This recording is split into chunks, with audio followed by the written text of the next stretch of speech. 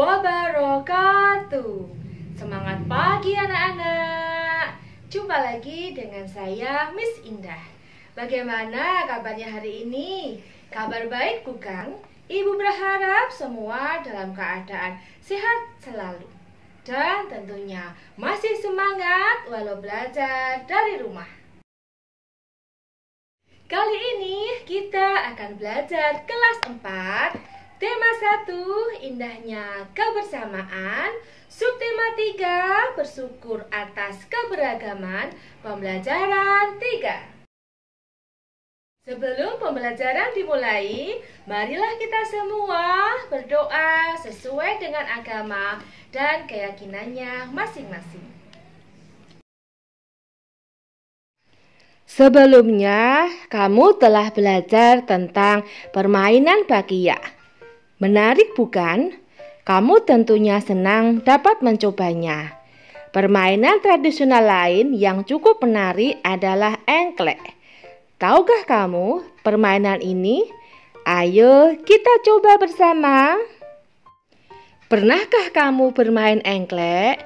Permainan ini adalah permainan tradisional yang sangat banyak dimainkan oleh anak-anak di Indonesia. Engklek merupakan permainan lompat pada bidang datar yang digambar di atas tanah. Permainan engklek biasa dimainkan oleh 2-5 orang. Mau tahu cara bermainnya? Ayo kita coba bersama-sama. Permainan engklek. Jumlah pemainnya 2-5 orang. Peralatan yang digunakan gaco atau pecahan genting, kapur atau tepung untuk garis batas. Cara bermain: lompatlah dengan menggunakan satu kaki di setiap petak-petak yang telah digambar. Siapkanlah gacuk sebelum bermain. Lemparlah gacuk ke salah satu petak. Petak yang ada gacuknya tidak boleh diinjak atau ditempati oleh setiap pemain. Lompatlah ke petak berikutnya dengan satu kaki mengelilingi petak-petak yang ada. Pilihlah sebuah petak yang dijadikan sawah setelah menyelesaikan satu putaran. Petak itu boleh diinjak dengan dua kaki. Pemain lain tidak boleh menginjak petak itu selama permainan. Pemain yang memiliki sawah yang paling banyak adalah pemenangnya. Permainan engklek memerlukan keterampilan lokomotor, yaitu kemampuan untuk melakukan gerakan anggota tubuh sehingga seluruh tubuh berpindah tempat. Keterampilan lokomotor sangat penting untuk mengukur kemampuan motorikmu. Beberapa keterampilan lokomotor dasar yang perlu kamu kuasai adalah berjalan, berlari, melompat. Anak-anak, coba jawab pertanyaan ini. 1. Apa saja keterampilan lokomotor yang kamu perlukan dalam permainan engklek? 2. Apakah kamu dapat melakukan keterampilan tersebut dengan baik? Jelaskan. Ceritakan pengalamanmu bermain engklek kepada temanmu. Apa kesulitan yang kamu temui ketika bermain engklek? Apa yang berhasil kamu capai? Dan apa manfaat permainan engklek bagimu? Selain permainan engklek, bangsa Indonesia juga mempunyai banyak permainan yang diwariskan secara turun-temurun. Mari kita cari tahu lebih jauh tentang budaya Fahombo batu atau lompat batu yang biasa dilakukan oleh masyarakat Nias. Tradisi melompati batu hanya dilakukan oleh kaum laki-laki, khususnya pemuda. Mereka harus melompati susunan batu setinggi 2 meter dengan ketebalan 40 cm. Tradisi ini bertujuan untuk menunjukkan kekuatan dan ketangkasan para pemuda yang melakukannya.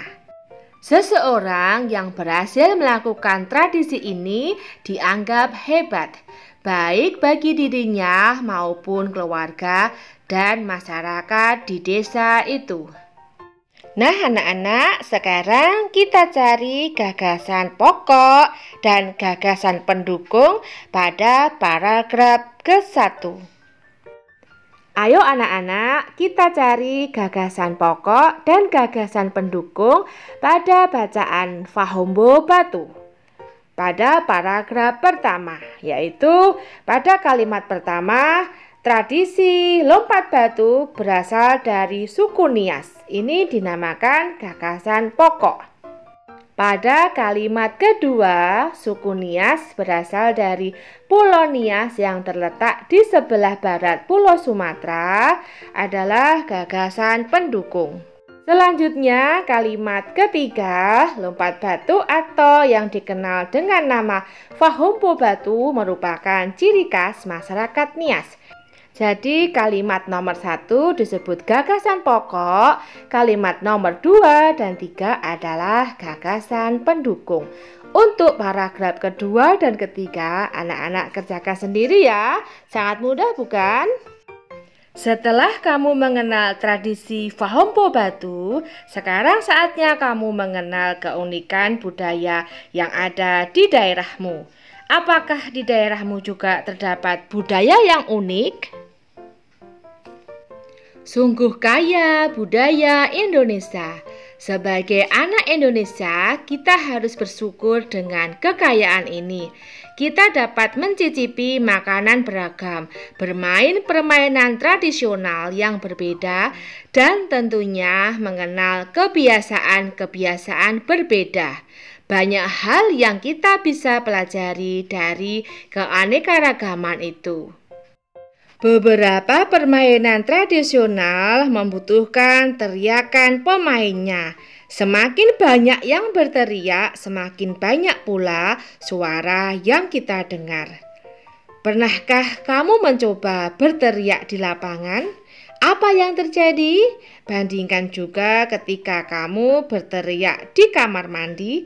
Apa perbedaannya? Kamu bisa menemui gendang di banyak wilayah di Indonesia. Pernahkah kamu memperhatikan bagaimana bunyi pada gendang? Gendang dapat berbunyi jika kulit gendang dipukul. Saat dipukul, kulit gendang bergetar. Getaran ini menghasilkan bunyi. Bunyi tersebut masuk ke sebuah rongga yang terdapat di bawah kulit. Bentuk rongga mempengaruhi bunyi yang dihasilkan. Makin kecil dan panjang rongga pada gendang, makin nyaring bunyi yang dihasilkan. Pemantulan dan penyerapan bunyi. Bunyi dapat dipantulkan dan diserap. 1. Pemantulan bunyi. Sebuah kelereng yang kita lempar ke dinding yang keras akan mengalami pemantulan. Demikian juga dengan bunyi. Bunyi juga dapat memantul jika dalam perambatannya dihalangi oleh benda yang permukaannya keras seperti kayu, kaca, dinding, atau besi. 2. Penyerapan bunyi. Bunyi juga dapat diserap. Benda-benda yang dapat menyerap bunyi adalah benda yang permukaannya lunak. Benda yang demikian disebut peredam bunyi. Misalnya karpet, goni, kertas, kain, busa, dan wol. Benda-benda tersebut dapat digunakan untuk mencegah terjadinya gaung atau keredam. Dinding dan langit-langit gedung pertemuan, studio rekaman, dan gedung bioskop dilapisi dengan bahan-bahan tersebut supaya tidak terjadi gaung atau keredam. Macam-macam bunyi pantul. 1. Gaung atau keredam. Gaung atau keredam terjadi karena bunyi dipantulkan oleh dinding yang jaraknya tidak jauh dari sumber bunyi.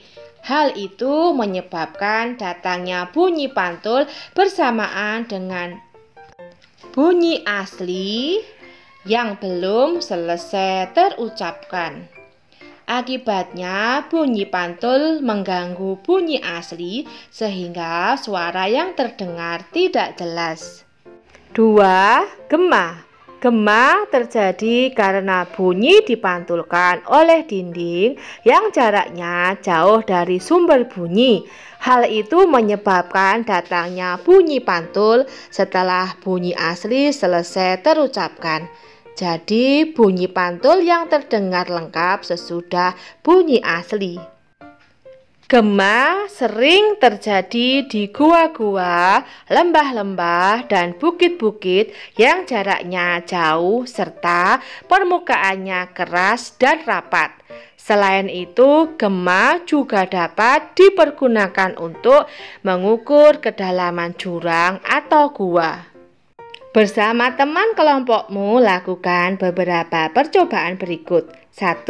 Ambil beberapa botol atau alat lainnya yang menghasilkan bunyi seperti ember, gelas, atau kaleng. 2. Bunyikan peralatan tersebut di dalam ruangan. 3. Bunyikan peralatan tersebut di luar ruangan. 4. Catat hasilnya dan bandingkan. Anak-anak bisa melakukan sendiri ya bersama kelompok anak-anak. Oke. Sekianlah video pembelajaran kali ini. Semoga bermanfaat.